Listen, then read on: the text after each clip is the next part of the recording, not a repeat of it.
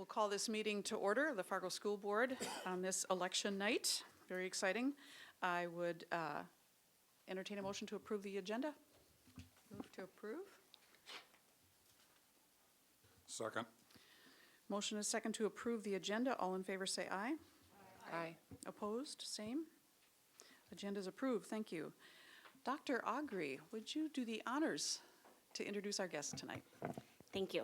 Tonight we have Sharon Eide with us, who is our K-12 visual art coordinator, and she has a couple teachers with her as well as a couple students and parents, and they are going to share with us some very exciting things that have happened at our Metro Tech Camp that model the 21st century skills, technology, as well as bringing in visual arts. So Sharon will introduce who she has along tonight to present.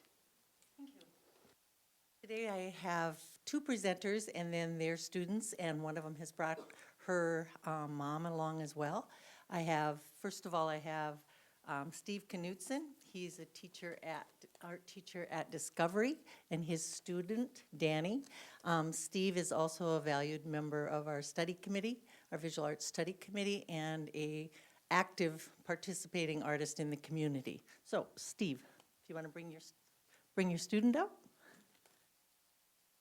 All right, well, thanks for having us tonight. Like she said, I'm Steve Knutson, Danny with me, and we wanted to share with you what we're trying to bring into my classrooms with my 6th graders and my 8th graders.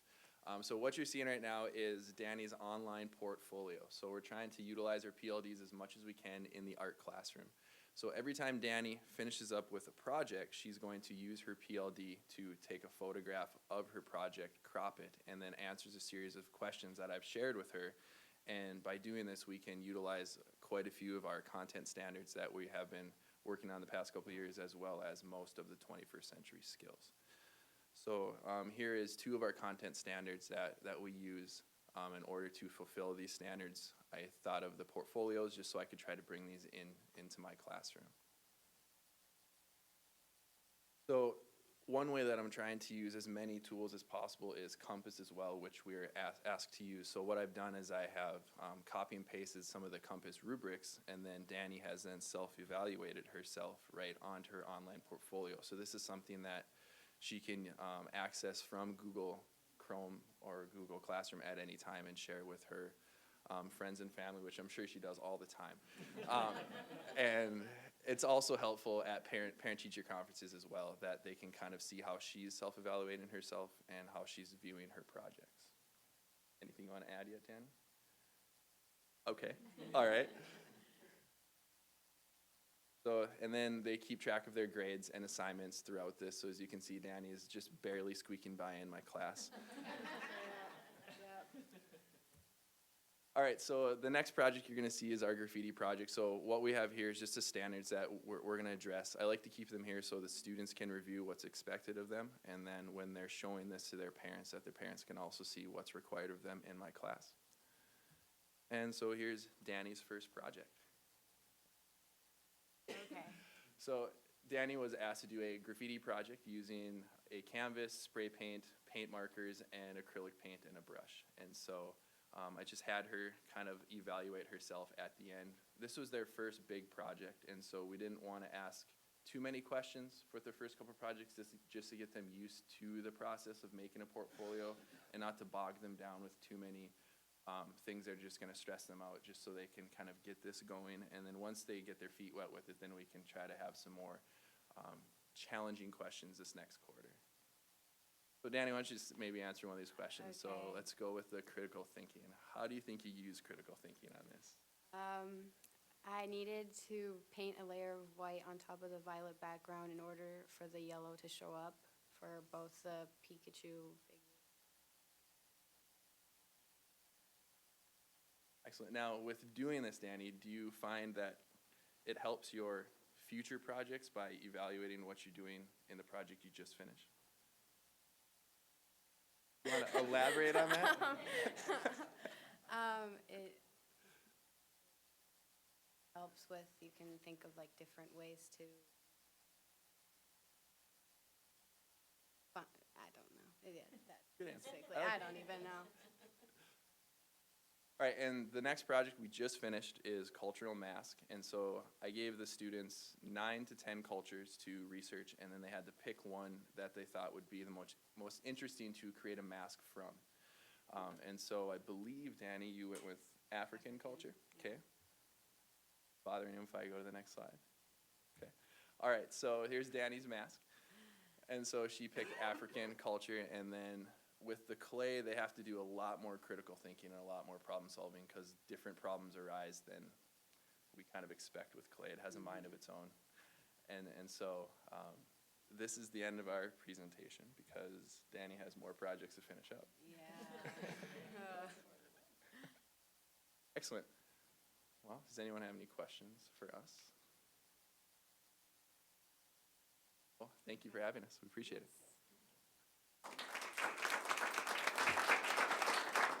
Thank you very much, and I love the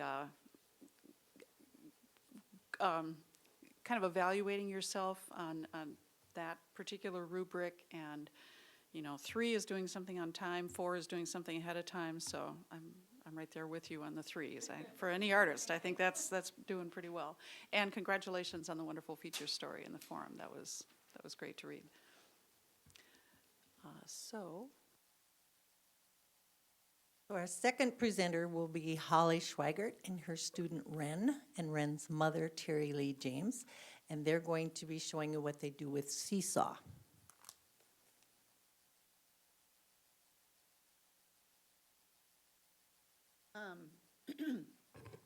Seesaw is a online app that kind of lets you do a digital portfolio. And I learned about this at the literacy conference this year and have incorporated it into my classroom. So we are going to show you how a student accesses Seesaw and what they do with it.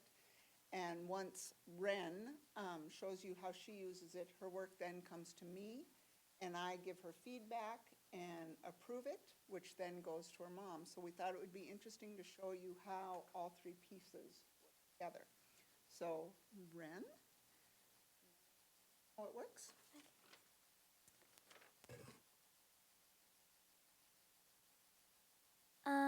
Hi, my name is Ren, and I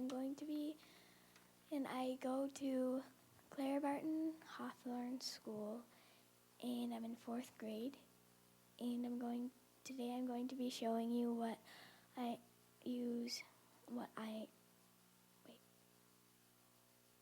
how I use Seesaw.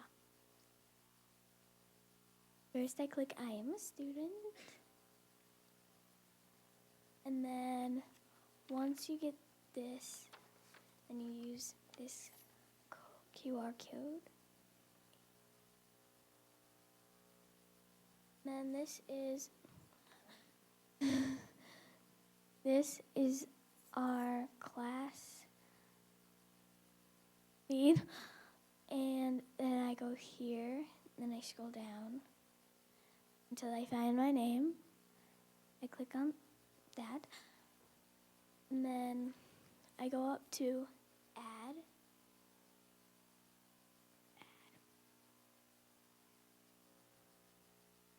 And then I have all these different options. I could take a photo, do a video, drawing, upload file, note, or a link.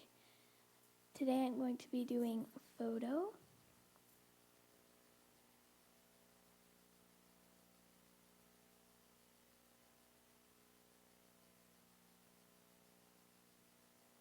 This is my leaf art that I did in Mrs. ID's class. And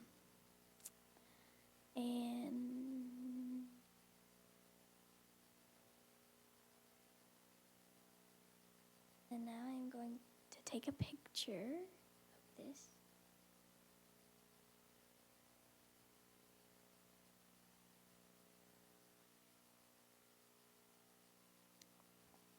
And now I'm going to go up to the check mark. And now I have all these. And I'm going to do, When, I don't know. you're okay. when the kids did this, this was our first project that we did with Seesaw. I had them, they had to write a reflection of the piece that they did, and then they recorded audio of them reading their reflection. So we're just going to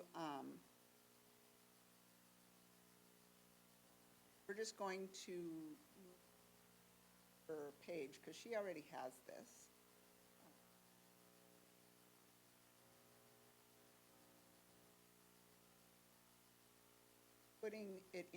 This is putting it into her folder now.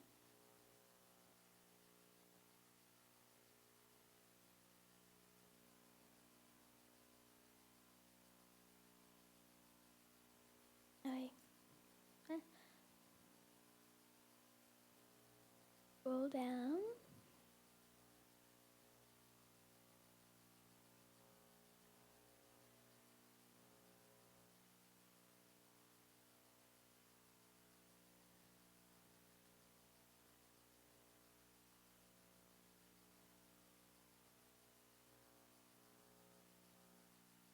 And this is what I have. And then now I'm going to show you, you are going to listen to what I have, like my list that I've done to make my leaf art. My leaf project by Ren.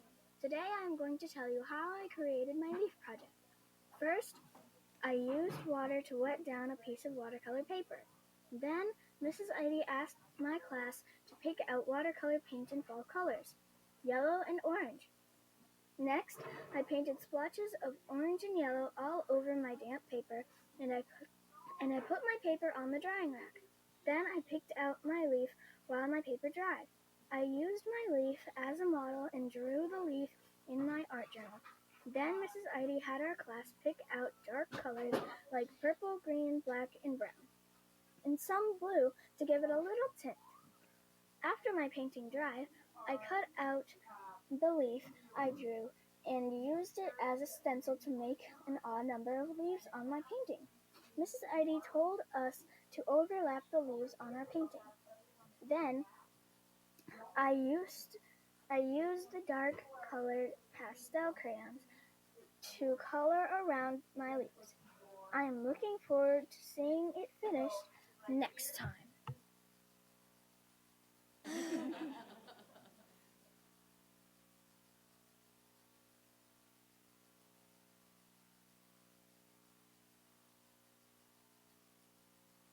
Okay, and now I'm going to go up again. Oh. This is my North Dakota drawing. Well, it's not a drawing. I just colored it. And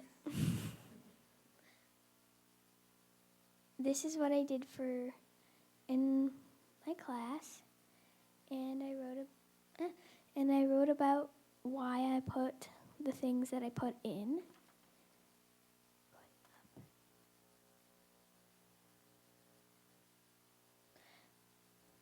This is a thing that we do in the morning in our whole class, and yeah.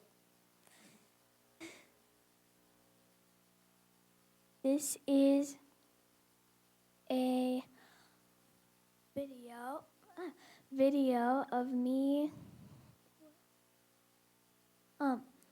This is a video of me doing my Part 3 assessment, Lesson 7 assessment for science in my class. The final one, and it goes up. This is my second. And this is my first. So I can go down now. And this is my floozle that I did for class 2. And I did it on Halloween.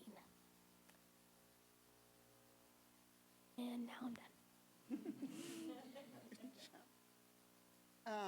As a teacher then, I go into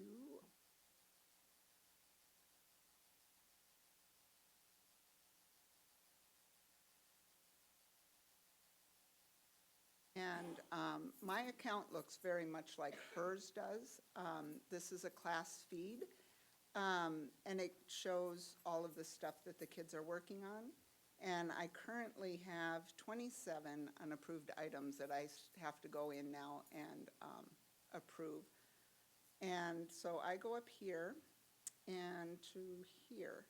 And in this, I see who has done what. And I will go into this, into where the unapproved items are, and Ren's will pop up here. And at this point, I can look at her work, I can comment on her work, so I can add a comment here, great job, and I post that, and then I approve it. And once I approve it, that's where the parent piece comes in. Because, would you like to come up? So Terry has this app on her phone. So then as soon as I approve it, it pings on her phone.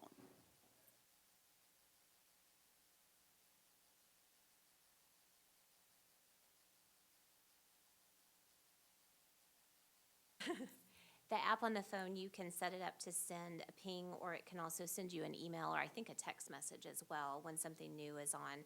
And it looks just like the Ren's page, except then I can also comment, or you can do a little heart for if you like something. So that's kind of fun to see, and then we can read Mrs. Schweigert's comments as well. And I get everything comes to me, and I have to approve it before it goes back out to parents or anything. And then once I approve it, then they can make their comments. But even parent comments come back to me, and I have to approve those. So we have done many different things with this. Like I said, the first project was the art project. And then we put up our morning work sometimes. The piece just last week, we ended up our science unit. And on that science unit, they were investigating powders. And we have a paper test, but I had them take that paper test then, and what Ren was explaining for her first part, she had to present that to her viewers. And so she had to explain what it was that she was doing, why she chose the powders that she was choosing, and that was basically part one. Part two then was she got a mystery bag from one of her classmates, and she had to explain through the observations what she thought those mystery powders were. And then she had to prove her reasoning with a liquid of her choice, and then identify what those were. And then her third part was she correct or not? And if she wasn't, where does she think she messed up?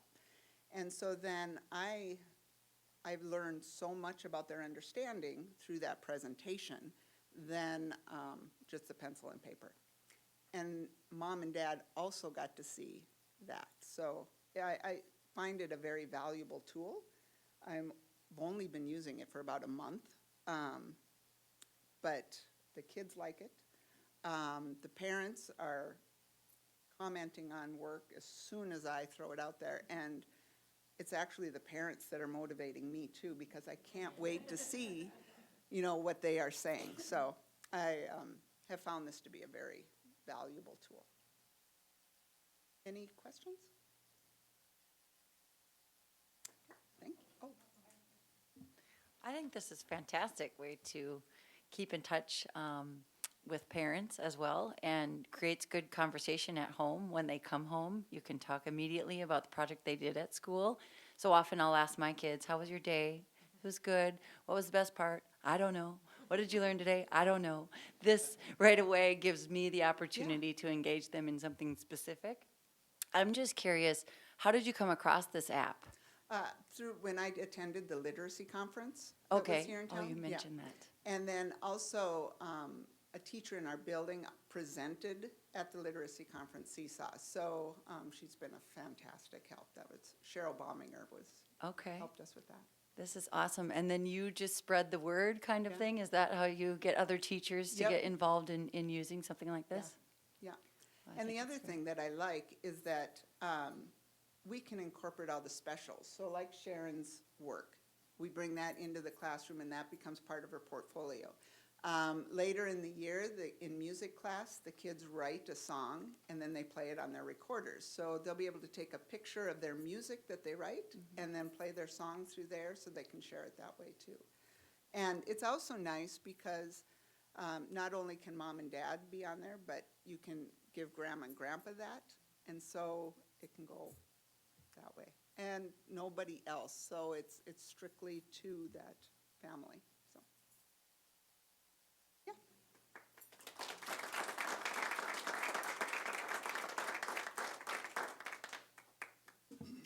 Fantastic. Thank you so much. Dr. Schatz, did you have anything you were going to add? Anybody else have any comments or questions of our guests? Again, so inspiring. And Ren and Danny, thank you again for sharing your works with us. It's fantastic. Could listen to you and talk all night and look at your work. So very nice. Thank you so much. That was fantastic. Great. This brings us to, is there anyone in the audience who did not sign up but wishes to speak? Okay. Brings us to reports, FEA report. Dave Marquardt. Hello. Hello. This week, FEA is hosting Gene Week, and maybe you've seen some posters out in the schools, some signs. Staff donate $1 a day to wear jeans, and all the money raised goes to Christmas Wish 98.7. Years past, we've donated. Fargo Public Schools employees have donated up to $3,000, I think, to the Wish, and so it's fabulous. It goes to the area kids that we've been serving and are in our schools every day. So it's a great little thing to do for our community. Next week is NEA's National American National Education Week, and the theme this year is Great Public Schools: A Basic Right and Our Responsibility.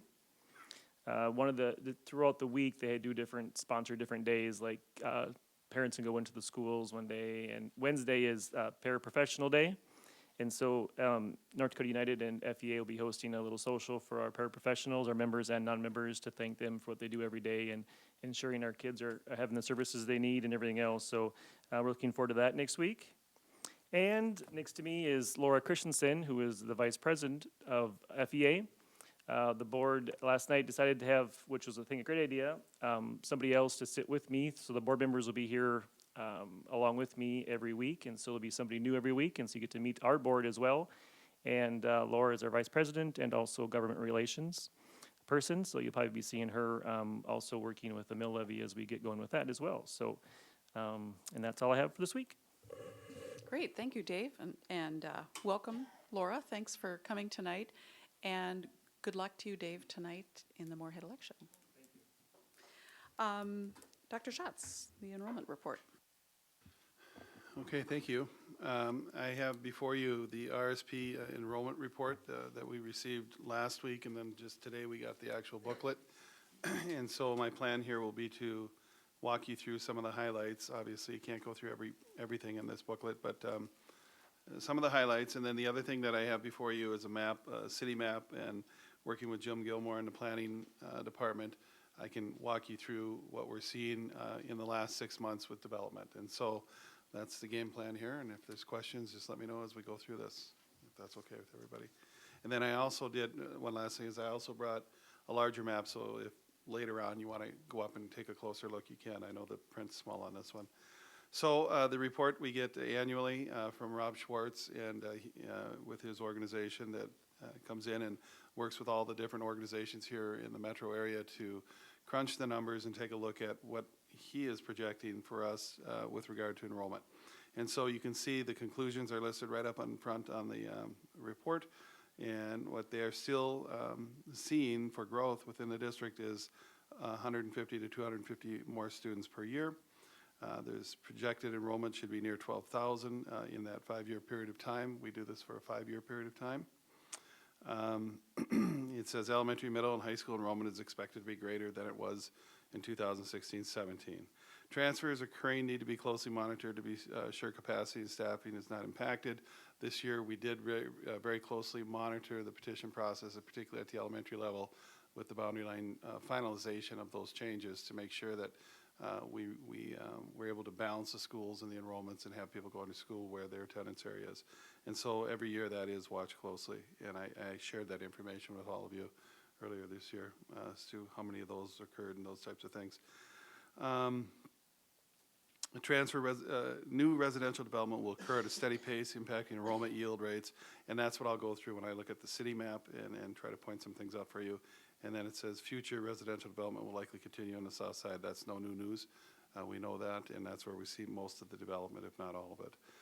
Elementary school capacity challenges have been addressed with the opening of Ed Clapp and Eagles, and so that is now nicely mapped out for us.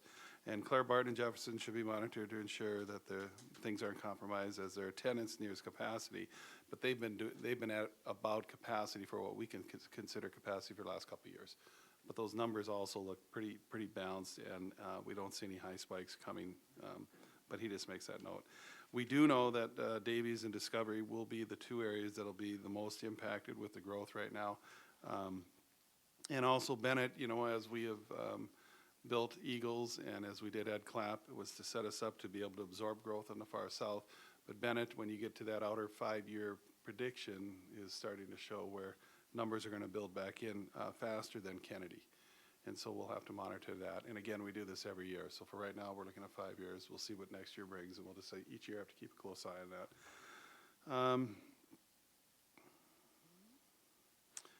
And then his last comment, it says, if enrollment continues to stabilize more and more in the coming years, the few capacity challenges may still be realized, but beyond the 5-year outlook. And what he's saying there is that we're really in pretty good shape right now, and that the need for any kind of new facility, in particular elementary school, is probably far off somewhere beyond that 5-year time that he's talking about. But again, the biggest issue that we'll be dealing with is Discovery and Davies and deciding what are we going to do with those enrollments if they start to hit capacity, and where do we go with that? And so that's a conversation for some other day when we talk about planning and things like that, but we'll have to get engaged in that conversation, okay? So if you turn the pages, and we'll go to page 7. I always look at this chart. And in this chart here, you get, again, it shows you that trajectory of increased enrollment, and it shows it at each level, and that's what this chart represents. And as you can see, as we get out to 11,911 in the year 2021-22, so we're getting close to that 12,000. If you go to the next page, that's where we break it down and we look at all the different schools.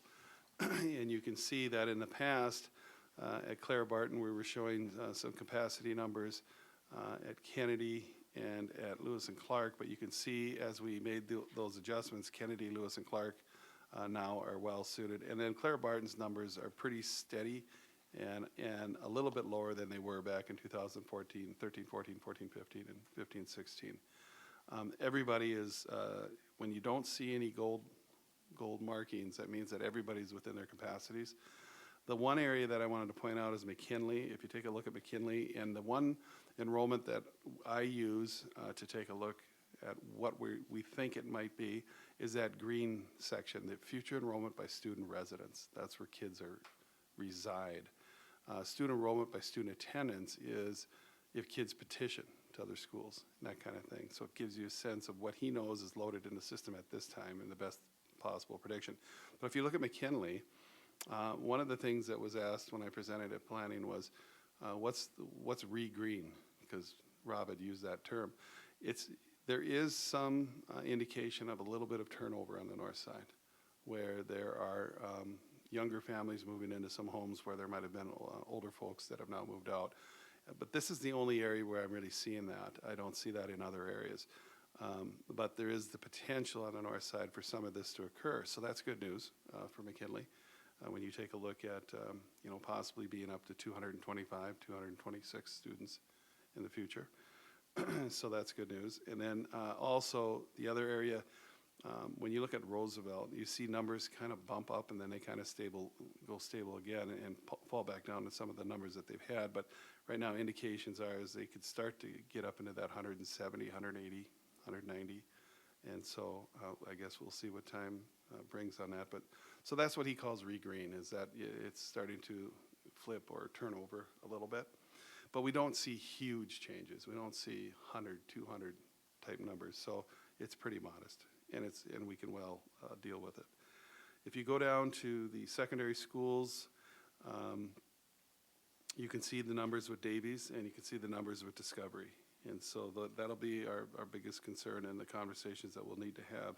There's going to have to be some conversations about Discovery and the school facility itself, whether or not we need to do some upgrading, maybe a little bit of expansion. The building is older, and probably is due for a complete review, and then to determine what we might do in the near future or sometime in the next year or two. I would suspect that we would bring that to planning sometime after Christmas to ask the board to give us the ability to go out and at least do the review of the building, so that sometime this spring we could come back and say, here's what we're seeing, here's what we think, and then we could start the conversation about should we do something different there. So I would say Discovery is where that's at. With Davies High School, as we watch the numbers, you do have an opportunity there to bring the numbers down. And again, this is at the high school level only, but you would have an outlet with South, because there is capacity at South to absorb students. The downside and the challenge would be is that you might have to change an attendance line, and we know how challenging that is. But I know that I've publicly said that, we've set the attendance lines at the elementary level. There should be no need for changes there. But we knew that at the Davies level, especially with the capacity that South has, someday that decision might have to be made, because you can't just go build another high school, and you certainly would have to talk about how big of a high school do you want Davies to become if you added on to it. And so, all those kinds of conversations will have to be taken, and we can do that this spring too as we start to look at Discovery and talk about what we might plan to do in the future. So I think it gives us a great indicator here of where we're at. One other thing too, I wanted to point out Fargo North with the adjustments we made. You see eventually they get back up over 1,000. That was the game plan, and so that's good to see. That gives them more students back into their area. Carl Ben remains fairly stable. Ben Franklin, we see a little bit of a growth there, and then we see in the projection out in 2021 a little bit of a dip. So we'll have to monitor that in future reports and see. The next page I'll bring your attention to is one of the things I always ask Rob is how accurate are your reports? And this is that part where he shows the accuracy of their predictions. And so feeling very good about the fact that they're almost all in the 99 percentile. So in other words, the information he's giving us is playing out. And so it's very helpful as we do this planning for the future that we have stable data and that data is accurate. And so this just depicts what's occurred over the last few years that he's worked with us.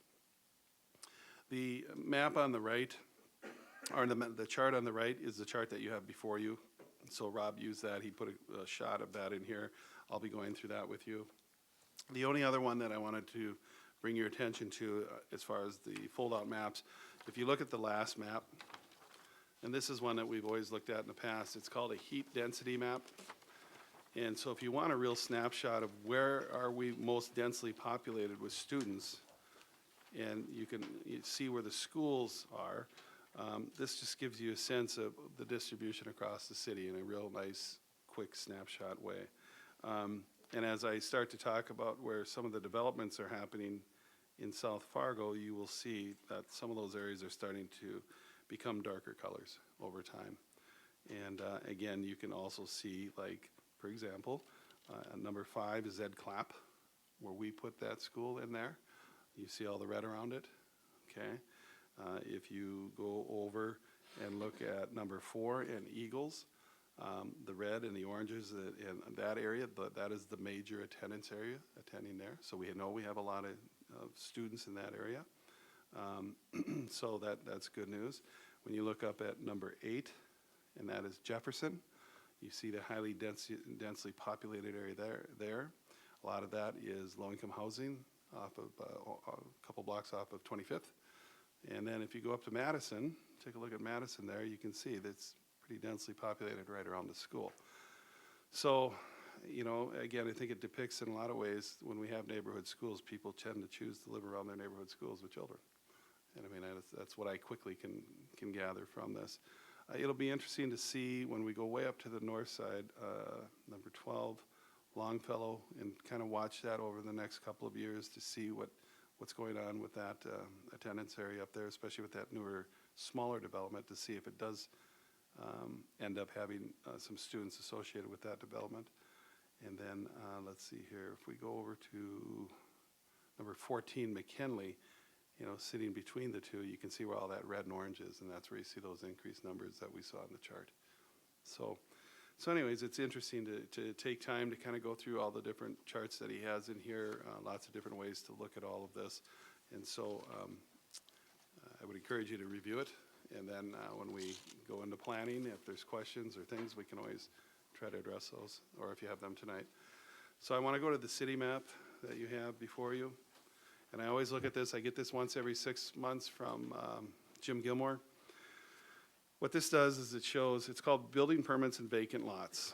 And so it shows what's happening with development.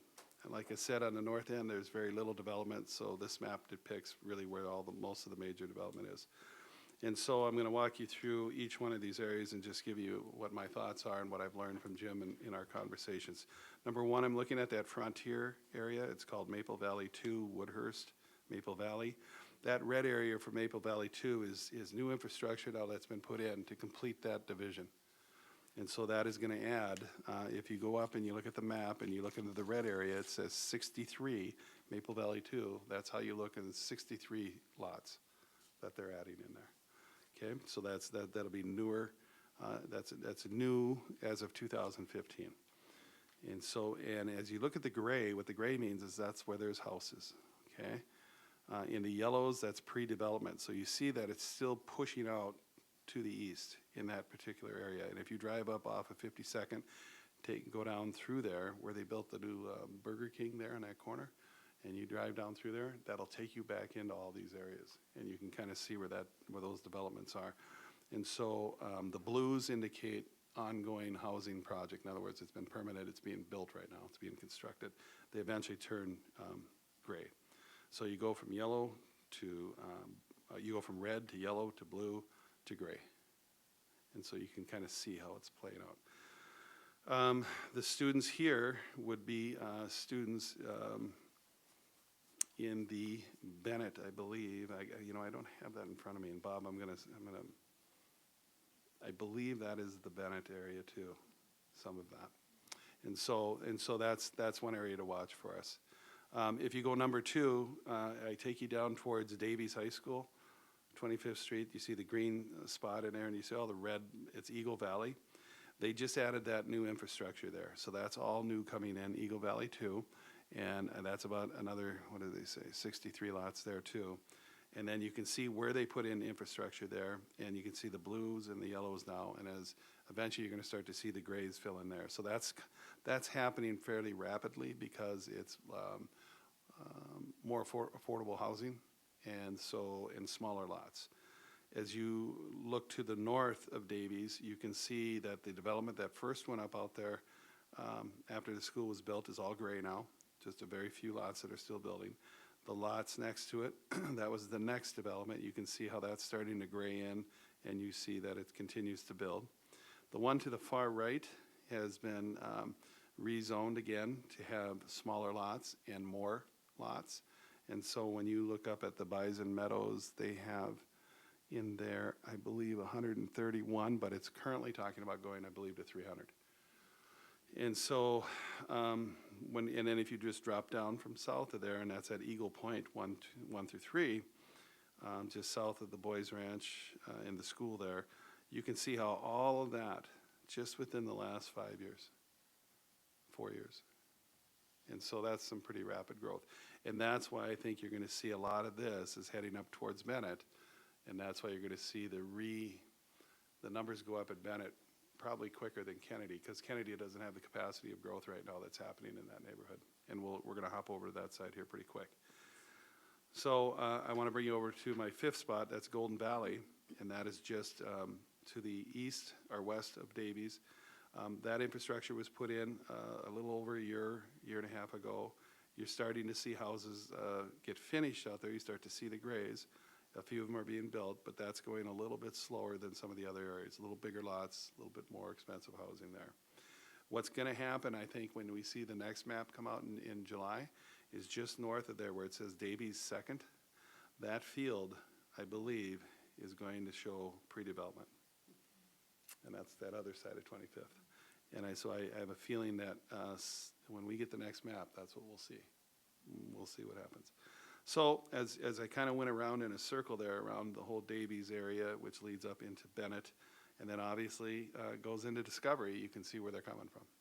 These are where the kids are coming from. If you go up to Timber Creek, that's that Christensen property, you can see where the housing has started to fill in there. There's still this whole open area that's kind of around the interstate and then back down around 52nd. There really hasn't been any pre-development in there, but I suspect we may see something happen there. I don't know if it will be commercial and maybe a little bit of residential. There seems to be quite a bit of apartments going into some of these areas, but this would be Centennial. And so when we brought Centennial's numbers down a little bit here with the addition of Eagles, that was with the idea that this is where those kids would end up. And so that was the reasoning for that, okay? So if you hop over the interstate then, and you look at the Kennedy situation, we know that Cottage Wood, that's been there for quite a while, and it continues to develop, but the actual completion of homes, as you see there, the grays and the blues, is rather slow. Hasn't moved as quick as what we see in some of the other areas. And then the Pines at the district, that's right next to Walmart. Again, you see some subsections of that now, that the areas where they have the grays, you can see they've kind of clustered in one spot and a little bit around the outer edge. That'll start to develop and probably moving at a similar pace to what the Cottage Wood is. What Brock and I have been watching is what happens to the land south of that and everything down to 64th Avenue. We know there's many developers that are trying to plot and figure out what they're going to do with that. So I would suspect that down the road, you're going to see that to develop next in that area. And it's housing, it's commercial, it's all sorts of things. As we have looked at, okay, what happens when eventually someday there's going to be the need for another elementary school on the south end, far south, because you can see with the Bennett growth, with the Kennedy growth, do we build one elementary school someday down the road, somewhere either on the east side of the interstate or the west side? And as we've looked at land, the west side land at this time is not as desirable as possibly somewhere on the east side of the interstate. And again, a lot of this is predicated too on what happens with diversion and what the interest is of the city to develop anything further south of 76th. And so we just, again, are watching that, and we have a couple of individuals that we stay in touch with to make sure that if something starts to happen that they're letting us know. But right now, it's really, there's really nothing happening that we're aware of. And so, but we're keeping our eyes on it, because eventually that will be something we have to do. The other challenge, one of the last things I'll say about this, if you go back over to Davies and you look at where that was nested, there was land there originally that was purchased for possibly another elementary school. But with the way things have developed, I am fearful that if that were to be a site of an elementary school, your boundary line would be 70th Avenue with Bennett. So you would have it's not placed where it should be as far as in the middle of an attendance area. So that'll be another discussion point down the road, is do we do something a little bit further south with another piece of land, and then do something with that piece of land that's different than what it was originally thought to be at the time when they were way back when looking at all of that. So in a nutshell, that kind of gives you an update on what's happening there. Enrollment numbers sound like what we expected, tracking pretty much like we expected, and so there's no real surprises here. And it's just nice to know that we have good data that is giving us a steady picture as to what we're doing. Thank you. Dinah? I just, for reference, if you could remind us all what the cutoff is for the Fargo school districts, You're right. versus. If you go out to 45th Street, go all the way up to 32nd Avenue, and then head up the interstate. for this area. So anything that you see on the left-hand side of your map out here, that's West Fargo. And s- So anything west of 45th Street, Yep, but it goes all the way south on 45th. all the way down to, I believe, 100. Okay. And then it cuts over at 32nd. Yep, and then when you get further up north, you all know how that goes. It starts to do all sorts of goofy things as it gets up into the city. But this here is pretty straightforward. And so you can see too, if you want to look at what's going on over here in West Fargo, I mean, you can see all the things happening there, and that's why they have tremendous growth going on too. Are there any questions that I can answer for anybody?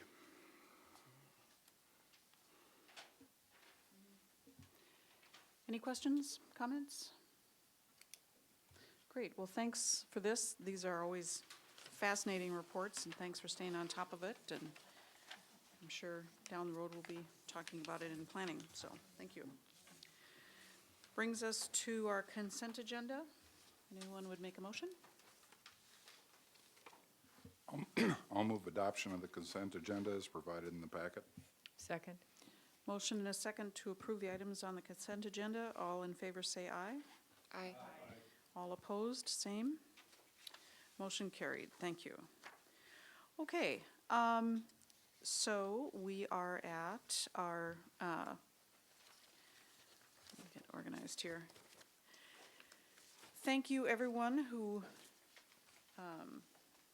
completed the evaluation of the superintendent, both the all 9, marking satisfactory but giving very helpful feedback to the superintendent, which is very helpful.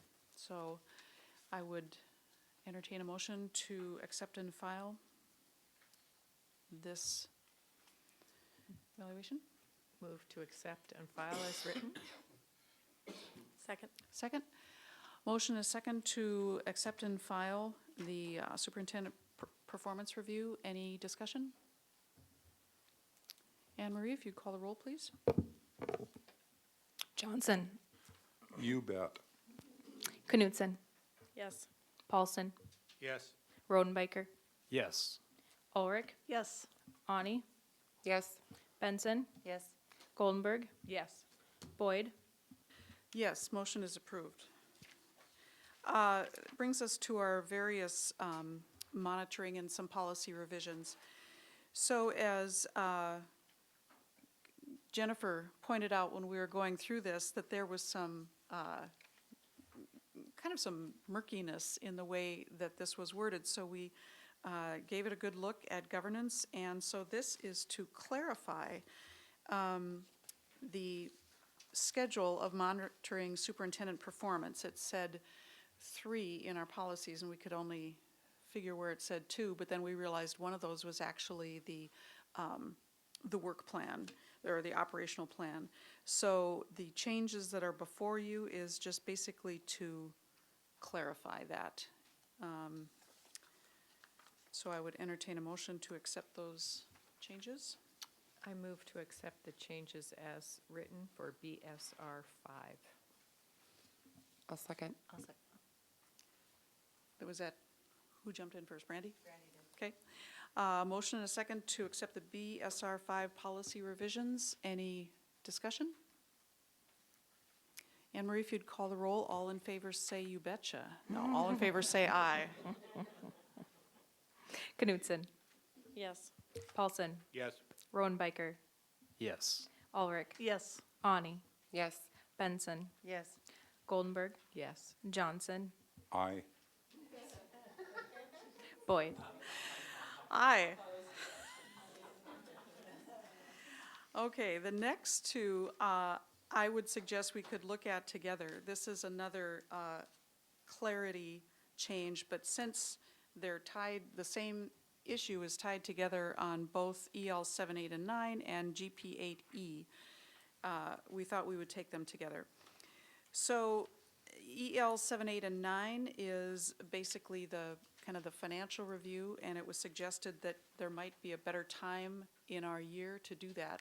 So the suggestion that came out of governance is that we continue to do it twice a year, but it would make more sense to have that after we receive the audit. So hence the December one, and then at the end of our school year, getting towards the end of our fiscal year, the June one. So these changes reflect just that shift in the calendar for reviewing those and keeping them together.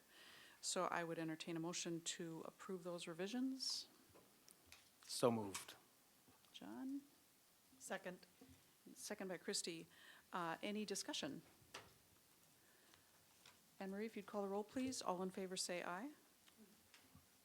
Paulson. Aye. Rodenbacher. Aye. Ulrich. Aye. Ani. Aye. Benson. Aye. Goldenberg. Aye. Johnson. Aye. Knutson. Aye. Boyd. Aye. Motion carries. Thank you. Next, we can take these together, EL 3, 4, and 11. Thank you, everyone, for responding. And the comments, I think, are meaty enough that we can follow up on those in governance and see if we have some changes to bring forward. So I thank you for those. I would entertain a motion to receive and file these reports. So moved. Second. Any discussion? And Marie, if you'd call the roll, please. Rodenbacher. Yes. Ulrich. Aye. Ani. Benson. Aye. Goldenberg. Aye. Johnson. Knutson. Yes. Paulson. Yes. Boyd. Aye.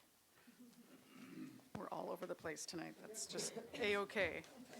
Okay, we are to committee liaison and correspondence reports. While we're doing that, I have a piece of correspondence that's addressed to the board, so I'll just send it around. And John, we'll start with you tonight. I attended the Longfellow PTA last week, which also happened to be another one of Dr. Schatz's road shows.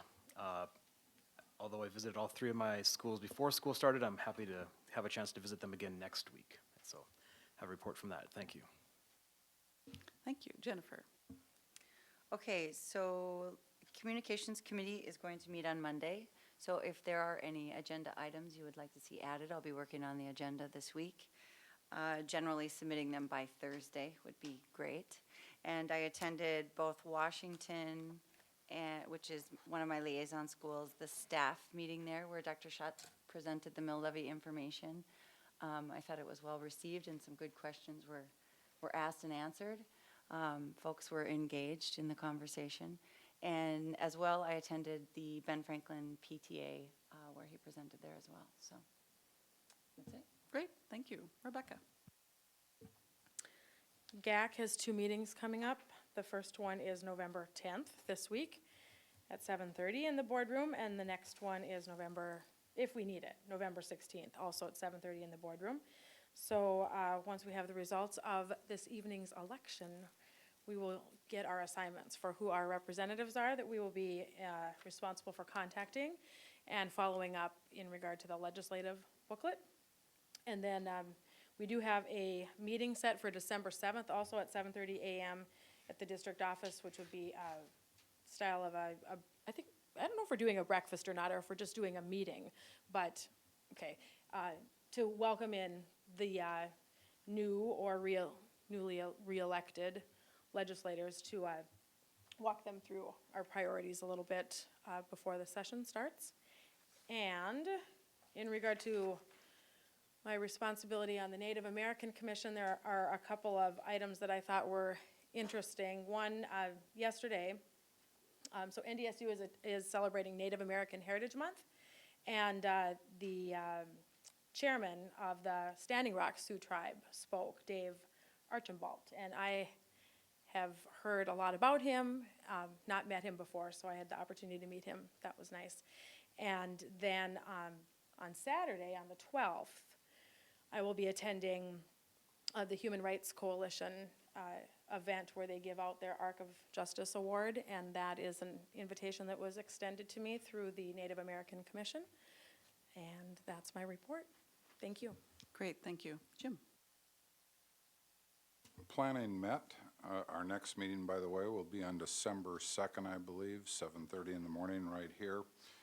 At our meeting, we looked through some of the enrollment data that Dr. Schatz went over this evening. We looked at a couple of opportunities for some refunding of bond issues that are out there. And my guess is we will be moving forward probably shortly after the first of the year to take advantage of those and ultimately save ourselves some of our interest expense on our capital projects.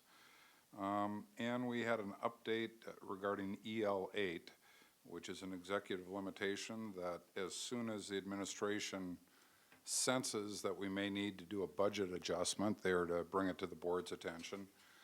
We are not asking for or presenting a budget adjustment at this time, but as you all may recall, when the budget was put together, we went about as skinny as possible in all areas, including staffing.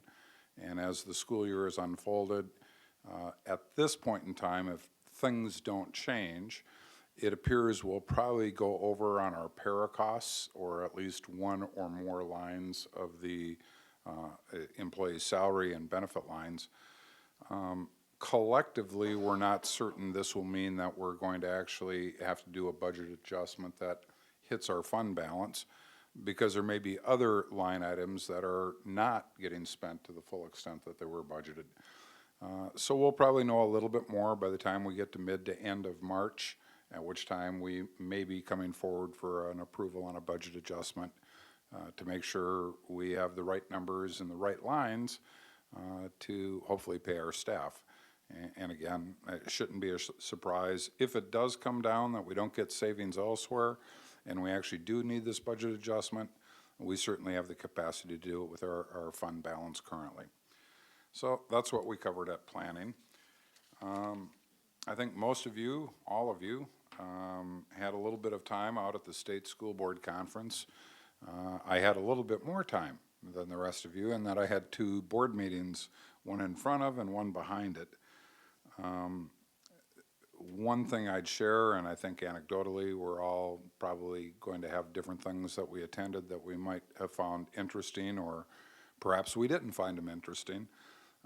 But clearly, I think this year's keynote speakers, at least 2/3 of them, rocked most of the people that were there to hear them. And I think overall the breakout sections were getting pretty positive feedback from the attendees that had put in some kind of feedback form. We also looked at some staffing issues at the North Dakota School Board. I think you're all aware that we had a policy service position changeover. That's actually causing the realignment of some other internal workings of what is on each staff's responsibilities. Mostly to make sure we're freeing up adequate time for Anita and John as the legislative session kicks in January, because they will be front and center of the advocates for K-12 education from a school board perspective throughout the entire legislative session. Yesterday, I had the pleasure, I guess, of having another SEEC meeting. SEEC is going through the advanced ed accreditation process, and the board was interviewed by the advanced ed team yesterday for about 2 hours. They're obviously visiting with all stakeholders, and I believe they're going to be reporting out sometime, I believe, tomorrow afternoon. I have it on my schedule, but I'm not certain I'm going to get there. But I'm hopeful that the SEEC will actually get a pretty good report card back from advanced ed as well. And I think that's it. Thank you. Dinah? Nothing to report except that for those of you who haven't seen your mail today, the Fargo Dome Authority changed the date of their social to the week before. So I'm bringing that up now so that we should all put that on our calendars. Absolutely. Since we've been fussing about it for years, let's have a good show of support. I already RSVP'd Very and nice. told them that there would be more. David? I will be contacting all the members of the negotiations committee soon, trying to find a date when we can all get together. There are a couple of new members to negotiations, so I think it'd be nice to get this ball rolling a little bit ahead of time. I think you also got an email on the School Boards Association negotiation seminar. The date has not been set, right? The date has been set February 9th and 10th. We just don't have an agenda, so I don't have the specifics of what each day will be unless Jim knows more from school boards. So as soon as I see that, definitely will get that out. But I will make hotel reservations for you too, so we ensure we have that. So I haven't heard from a couple of you, so if I could hear back tonight, that'd be great.